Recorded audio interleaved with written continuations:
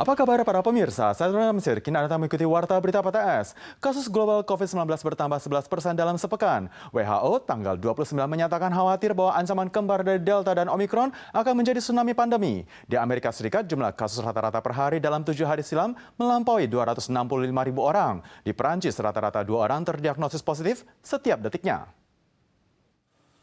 Perawat di UGD memberikan oksigen kepada pasien untuk membantu pernafasan. Sejak pandemi merebak, beban mempertahankan pengoperasian medis tidak pernah berkurang. Selain itu, kasus flu juga turut merumitkan kondisi, di mana masih ada 5 juta orang di Perancis yang belum divaksinasi. Tanggal 29 Desember, jumlah kasus baru meningkat 15% dibandingkan sehari sebelumnya, mencatat rekor baru terbanyak di kawasan Eropa dan juga Perancis sendiri.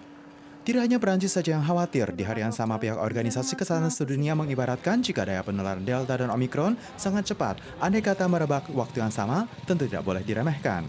Right now, Delta and Omicron are twin threats that are driving up cases to record numbers, is leading to spikes in hospitalizations and deaths, is leading to a tsunami of cases. Sementara kondisi di Australia untuk Sydney dan New South Wales dalam waktu kurang dari sehari, jumlah kasus membengkak dari 6.000 menjadi 11.000. Sementara di Victoria naik dari 1.000-an menjadi rekor tertinggi 3.700 dan 80% kasus di Queensland dikonfirmasi sebagai Omicron.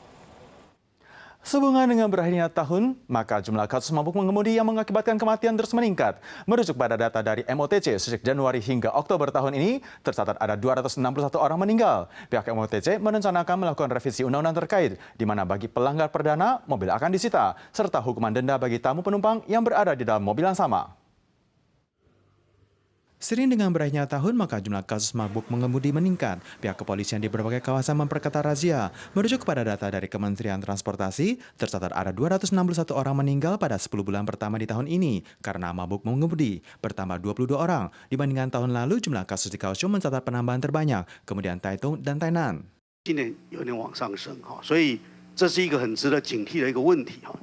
Pihak RTS MOTC menganalisis hingga Oktober tahun ini, jumlah kecelakaan di jalanan tercatat sebanyak 288.040 kasus, berkurang 5 kasus dibandingkan tahun sebelumnya. Namun jumlah kematian akibat mabuk mengemudi naik 9,2%. Pihak MOTC menggelar rapat khusus pada Selasa lalu dan membahas rencana revisi undang-undang terkait. 600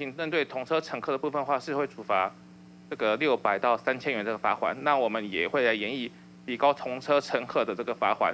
Untuk tahap awal akan melakukan revisi pada 3 bagian, termasuk pelanggar yang mengakibatkan kematian perdana, mobil akan disita. Juga melanggar berikutnya akan dijatuhi hukuman pidana yang awalnya 5 tahun menjadi 10 tahun. Selain itu juga akan meningkatkan hukuman denda terhadap tamu penumpang di kendaraan yang sama.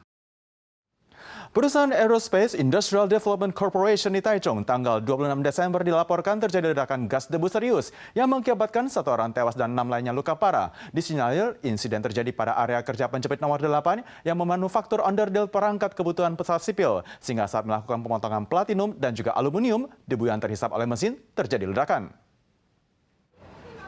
Terlihat ambulans yang mengantarkan korban ke ruang ICU, ada yang dibalut, ada yang shock. Mereka adalah karyawan PT AYDC.